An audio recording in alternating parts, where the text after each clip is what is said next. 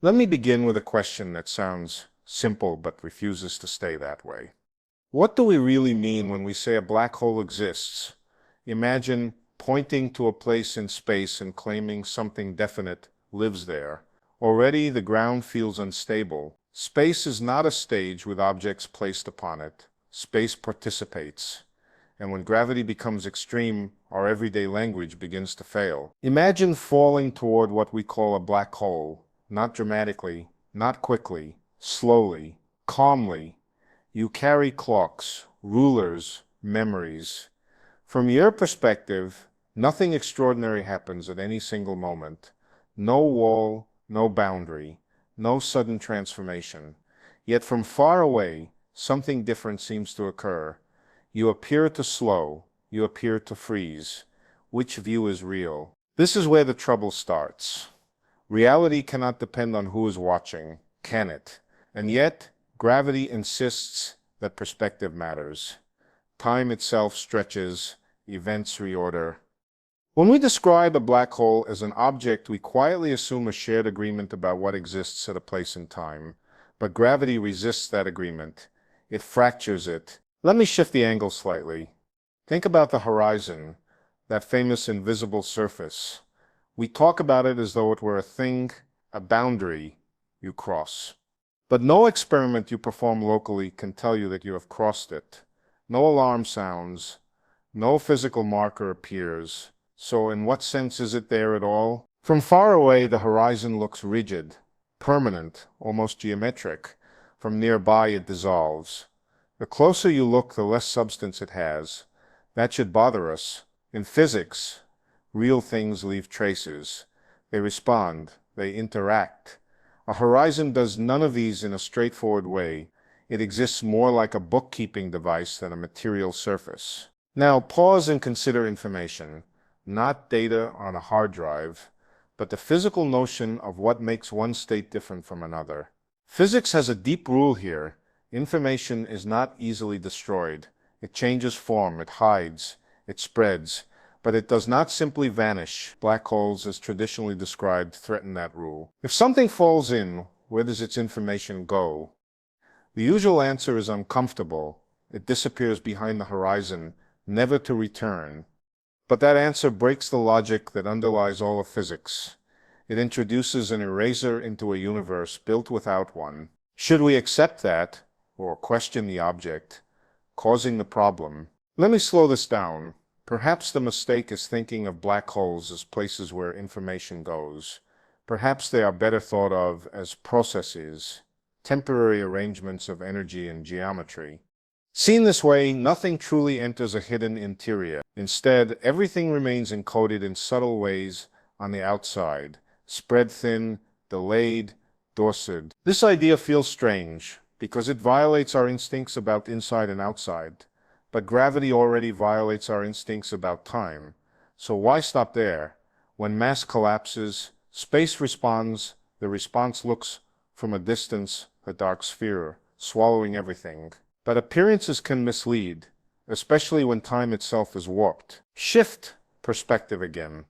Imagine watching the universe from the far future. Long after stars fade, long after structures dissolve, what remains of a black hole then? Not a permanent object, but a slow leak. A faint whisper of energy radiating outward. Over immense times it empties. If it empties, what was it? Really? Now, consider this.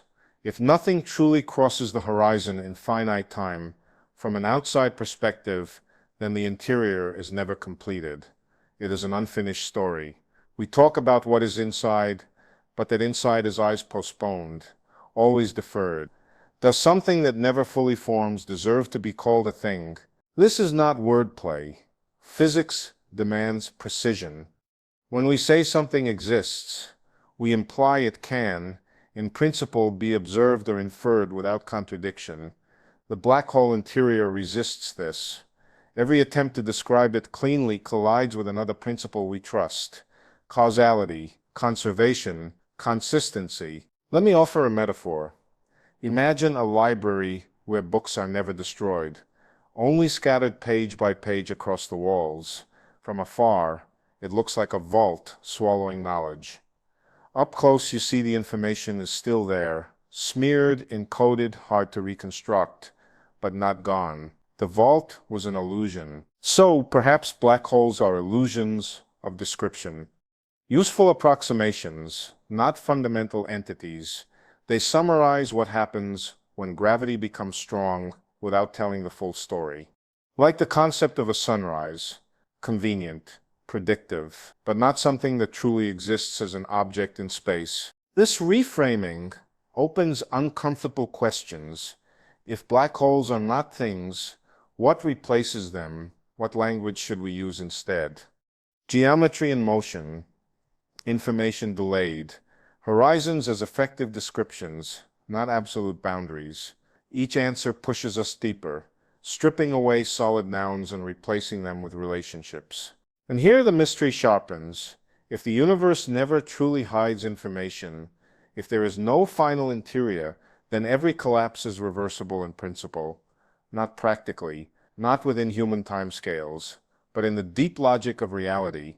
What does that say about time itself, about irreversibility, about endings? I want you to sit with that discomfort, because the idea that black holes do not really exist is not a denial of phenomena. It is a refusal to accept an easy picture. It is an insistence that our deepest principles matter more than our intuitions. That when descriptions conflict, we should suspect the description, not the universe. As we follow this thread further, we are forced to rethink what it means for something to be inside something else, to rethink boundaries, to rethink locality. The story becomes less about dark objects in space and more about how spacetime stores and reveals information slowly, reluctantly, and in ways that challenge every habit of thought we bring with us. Because once you let go of the idea of a black hole as a place, you are left asking what a place is. Let me stay with that question. What is a place when time itself refuses to cooperate? In ordinary life, a place is where events happen, but near extreme gravity, events disagree about their order. Something that happens for you may never quite happen for me, so how can a place be defined without a shared timeline? Consider again the collapsing star. From far away, the collapse slows, stretches, and never quite finishes. From nearby, it continues. Both descriptions are correct. Neither can be discarded. The conflict is not an error. It is a clue. It tells us that our usual idea of existence depends silently on weak gravity. Now imagine describing a river by freezing it into ice. You gain a shape, a boundary, a name, but you lose the flow. Black holes may be similar. We freeze a dynamic process into a static object. Our language prefers nouns, yet gravity, at its strongest, may only speak in verbs. Shift the focus to causality, causes before effects. Signals that propagate, not jump. A black hole interior, as traditionally imagined, breaks this gently but decisively. Information goes in, never comes out. Influence ends. That kind of causal dead end is foreign to the rest of physics. Nature rarely seals doors completely. Instead, what we actually observe is delay. Extreme delay. Signals redshift, stretch, fade. They become harder to recover, but not forbidden. The universe is patient. It hides things not by erasing them, but by dispersing them across time. A black hole is the ultimate act of dispersal. Let me reframe this with another thought experiment. Suppose you watch a message being encrypted more and more deeply. At first you can read it, then only patterns remained. Eventually it looks like noise. Did the message disappear, or did your ability to decode it simply fail? In this sense, the horizon is not a wall but a scrambling surface. It mixes information so thoroughly that reconstruction becomes fantastically difficult. Difficult enough to look impossible, but impossible is a strong word. Physics demands we earn it carefully. This brings us to entropy, not as a formula, but as a measure of hidden detail. Black holes appear to have enormous entropy. That fact is often taken as evidence of something inside, but it may point it away. The entropy could belong to the horizon itself, to the information smeared across it. If that is true, then the interior is a story we tell ourselves to account for missing detail, a placeholder, a narrative convenience, like imagining a box where clutter is stored, when in reality the clutter has been mendenly across the room, everywhere and nowhere at once. Notice how this changes the emotional tone of the universe. Black holes stop being cosmic trash cans. They become mirrors of our ignorance. They reflect back the limits of what can be accessed from a given perspective. The darkness is not destruction, it is opacity. Perspective matters again. An observer falling with the collapsing matter experiences continuity. An observer remaining outside experiences suspension. Neither sees information vanish. Each sees a different encoding. The mistake is insisting on a single global picture that both must share. Let me pause here. Physics has taught us repeatedly that insisting on a single picture is dangerous. Simultaneity had to be abandoned. Absolute space had to be abandoned. Perhaps absolute interiors must be abandoned as well. When we say a black hole exists, we imagine a region cut out of the universe, governed by its own rules. But what if nothing is cut out? What if everything remains connected, just stretched beyond easy communication? Then existence becomes relational, not locational. This idea feels unsettling because it removes a comforting finality. We like the thought of ultimate sinks, ultimate ends, but a universe without true sinks is a universe where bookkeeping is perfect, where nothing is forgotten, only misplaced beyond practical reach. As we push deeper, another question emerges quietly. If black holes are not things but processes, can they be created and destroyed in the usual sense, or do they merely appear and dissolve as descriptions shift with scale and time? Imagine zooming out far enough that the distinction between before and after blurs. In that view, collapse and evaporation are parts of a single extended event. The black hole is not an object within the event, it is the name we give to the middle. This way of thinking demands patience. It resists sharp boundaries. It replaces certainty with consistency, and it suggests that what we call a black hole, taken too literally, becomes an obstacle rather than an insight, because the moment you ask what replaces it, you are compelled to rethink what it means for anything to be anywhere at all, especially when time itself refuses to stand still long enough for a place to fully form, and that hesitation invites one more layer of uncertainty. If places are provisional, then objects are provisional too. What we call a black hole may be a bookkeeping choice, useful locally, misleading globally. The universe tolerates such choices, but it never mistakes them for fundamentals. It quietly keeps track of correlations, exchanges, delays. Think again about measurement. To measure is to interact. To interact is to disturb. Near extreme gravity, every attempt to measure reshapes what is being measured. The sharper the question, the heavier the disturbance. So the very act of asking where the black hole is alters the answer. This suggests a deeper humility. Not everything that can be named can be isolated. Not everything that seems bounded is self-contained. The lesson is not that reality is vague, but that it is relational all the way down. And as we continue following this line of thought, the idea of a universe made of things slowly gives way to a universe made of relationships that only appear thing-like when viewed from a distance, because once you try to step closer, the solidity dissolves into timing, perspective, and interaction. Let me approach this from another direction. Imagine the universe as a vast conversation. Every particle speaks by interacting. Every field listens by responding. Meaning is not stored in isolated objects, but in the patterns of exchange. In such a universe, a black hole as a silent, isolated thing would be an anomaly. Instead, what we actually find is continued conversation, just slowed, distorted, and delayed. Signals take longer paths. Responses weaken, but nothing is truly mute. The universe does not stop listening, simply because gravity grows strong. Now, consider the role of time more carefully.